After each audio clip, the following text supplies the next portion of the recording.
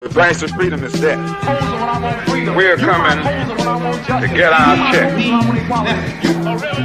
Black first, brothers and sisters, welcome to the Afro Elite YouTube channel. I am your host, Afro Elite. Before we get started, please make sure you hit that subscribe button, hit the notification bell, leave a thumbs up, share this on your various social media platforms or to a family member or friend, because that helps the reach and the growth of the channel. And for everything that you guys do to support this channel, I sincerely give you guys a big thank you. Now, this story is going to make people mad. It made me mad reading it and finding out about it. Shout out to the person who sent this to me.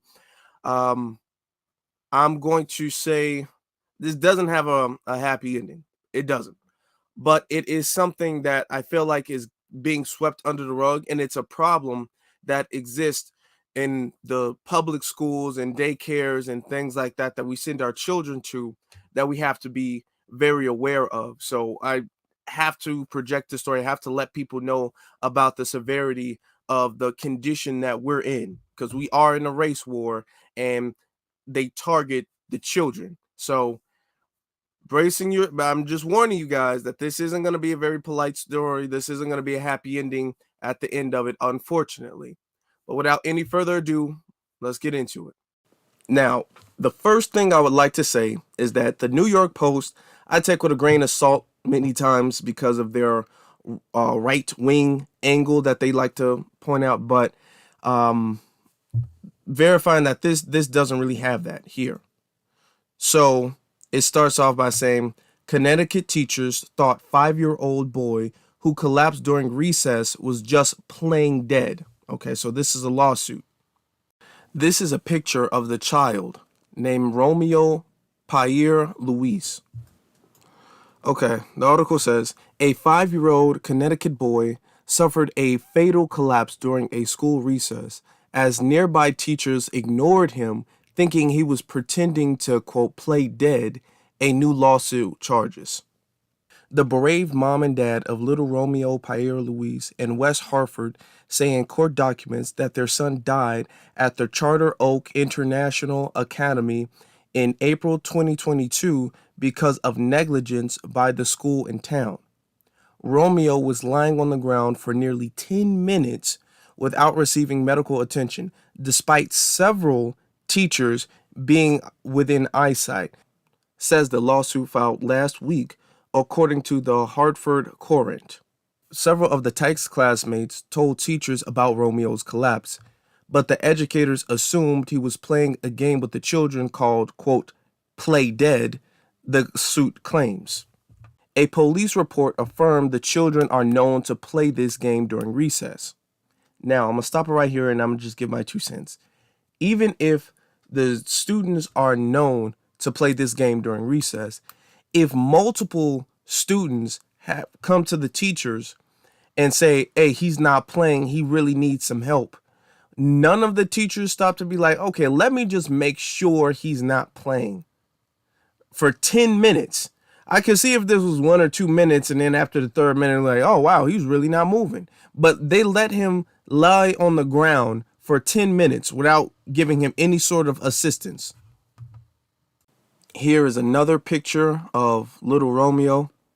Okay, this is the school right here. Now, it's important to note, look at the snow on the ground. It's kind of melted, but you can tell this is still during the winter season. So just keep that in mind, because that's going to be relevant later.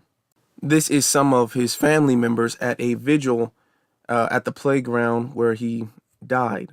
And the first thing I want to say is my condolences to his family. I know this is a tragedy that nobody should really have to experience their young boy dying like this, only 5 years old.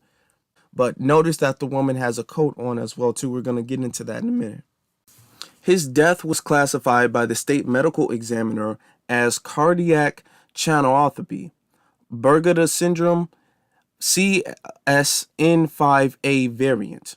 And the manner of his death was natural, quote, natural, meaning there would be no further investigation. The family filed the lawsuit Wednesday, exactly 1 year after the 5-year-old died. That same day, loved ones wore white and gathered around the playground where Romeo collapsed. Attendees brought flowers and signs to place where Romeo had been playing before the tragedy. His relatives shared fond memories of the young boy who they said loved God and his family. Ken also played videos of him reciting various Bible scriptures and the Lord's Prayer. The boy's father, D. Mecca Schultz Pierre Louis, led the group in the Lord's Prayer, which he said was one of his son's favorite recitations. Quote, "We know that nothing can bring our son back. All we can do is keep his memory in our hearts and do what we can so this doesn't happen to another child. Listen to our children," Romeo's mother chatted during the vigil. Romeo's older sister, Taddy Pierre Louise, remembered her brother as her, quote, mini-me. He was very open, a very lovable little boy, full of energy, very about his family, loving, and always wanted attention. He loves his superheroes very much. I feel like, in a way, he was like our superhero, she said. Now, here's another image. Now, you see how everybody's wearing some form of like a jacket or something, and you saw the snow outside the school? That means it was cold. Even if this picture was taken a year after the date where he collapsed, it would have still been cold that day.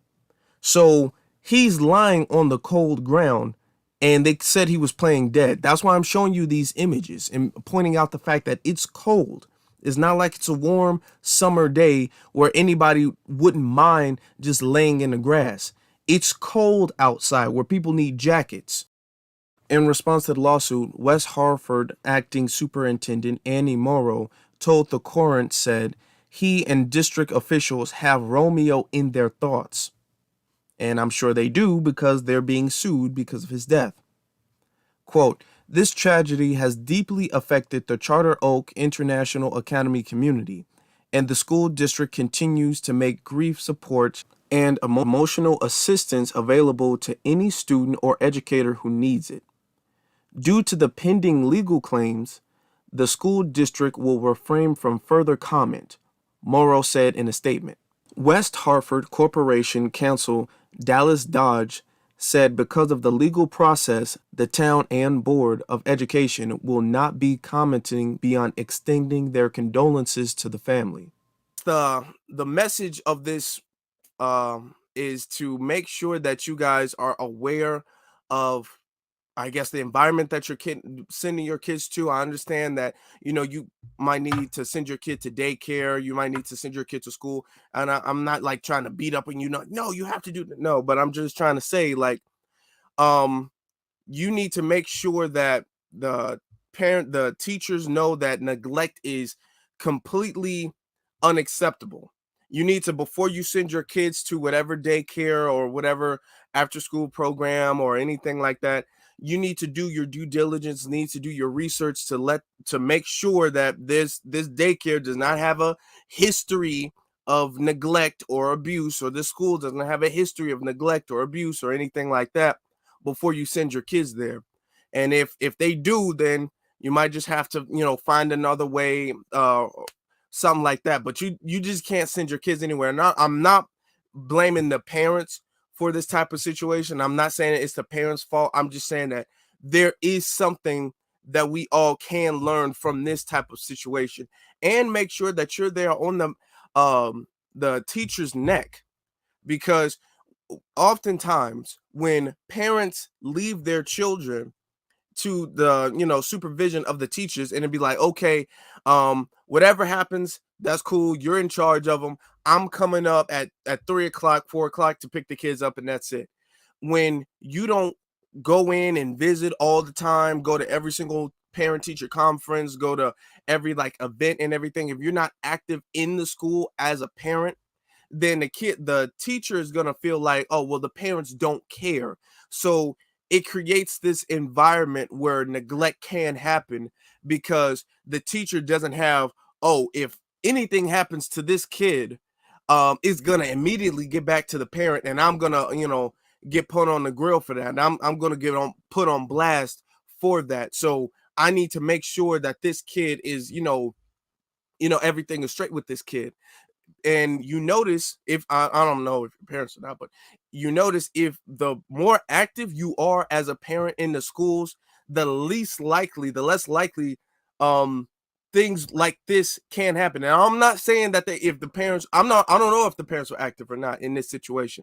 I'm just saying that when parents are very active to make sure that neglect doesn't happen, it makes sure that the teachers and all the other staff members, because it's not just teachers, other staff members as well too, make sure that they don't allow any neglect to happen, which they shouldn't anyway. And you shouldn't have to be on their neck to make sure it shouldn't anyway. But in this world, especially when you're a black parent with black kids, you definitely do. Now, with that being said, my brothers and sisters, I want to know what you guys think in the comment section below. So let me know what you think in the comment section below. You can also follow me on my various social media platforms, which is Afro Elite on Instagram and The Afro Elite on Twitter. Please, before you leave, don't forget to hit that subscribe button, hit the notification bell, and leave a thumbs up. Oh, and share this to your family member or your friend or on your various social media platforms, because that helps the reach and the growth of the channel. Now, with that being said, my brothers and my sisters, be one salute to every single last one of you all, and you all have a good one.